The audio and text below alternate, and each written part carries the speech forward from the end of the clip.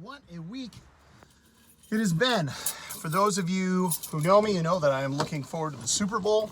If you know anything about me, you also know that I coach track and field for a living. So I'm hanging out right now at the track, just waiting for kids to show up. And I thought I would talk about what I've been doing. So this last week, I think I talked about the previous Monday, Tom had gained $47,000 and lost $47,000. 20, 30 minutes? I don't know. And then it just like the plot seemed to thicken. It seemed to get more and more, what is devious? I don't know. There's something going on, something that I don't understand, and something I think that the retail investors, the guys on Reddit, Wall Street Bets, definitely hit on some stuff.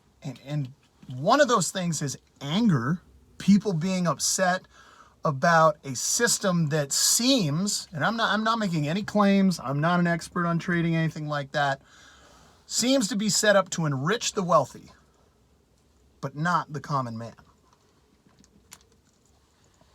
What we saw on Thursday and Friday is Robinhood, which is a retail investment platform, limit the ability of retail investors to buy and or sell several very popular stocks, okay, that included BlackBerry, Nokia, AMC, GameStop, and there was another one or two in there. And then I believe on Friday late in the afternoon, they opened up trading and they said, you know what, if you want to buy 2 to 5 shares of these stocks, go ahead and do it.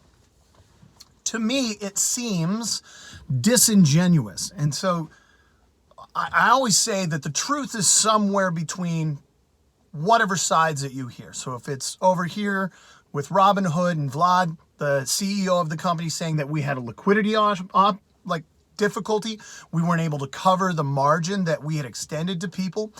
And then people like Dave Portnoy from Barstool Sports down on this end, and the Wall Street Bets people saying that they're in bed with, it's not Bain Capital, but the hedge funds, essentially.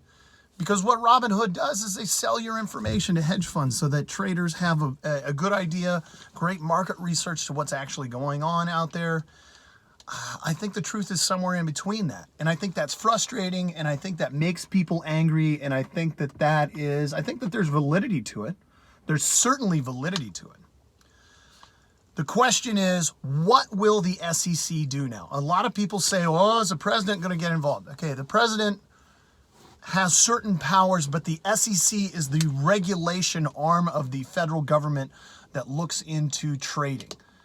To me, if Robinhood specifically limits a couple of stocks, if they specifically limit the stocks where hedge funds are getting killed and retail investors are making a lot of money, and don't get me wrong,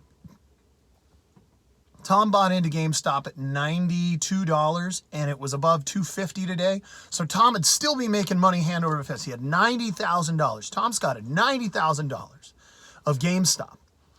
He would be up 2.5 times, 2.6 or 2.7. I'm not really accurate on the math, but he'd still be up 2.7. And all you hear is the narrative in the news right now. It's a narrative. Again, it's not truth. It may have an element of truth, but remember, it is a narrative. So anything that you hear is a narrative. It's not truth, okay? Unless you can see it, you can hold it in your hands and interpret it for yourself, it's not truth. It is someone's interpretation of a scenario. The narrative is right now that people like you and I are not smart enough, we are not equipped enough to make these decisions, we don't know the risks, and people at the higher level, the professional traders, the hedge funds, those are the people who are looking out for us. Remember, the truth is somewhere in between both sides of the story that you hear. I would argue this, the truth is somewhere in the middle. There are probably people like you and I who would have bought at 300, 400 when GameStop was at that, and it's back down to 250, maybe poured their whole life savings in it, and are going to lose their shirt.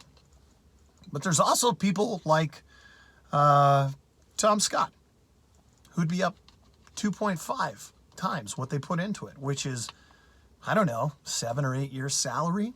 So you tell me, do we need protection from hedge funds? Do we need protection from professional traders, from ourselves? One of the things that I believe in is personal responsibility. You do you. You take care of yourself. Don't require somebody else to take care of you and your family and the people that you love. So you tell me, I'd love to hear in the comments below, do you think that we need protection from ourselves? I don't.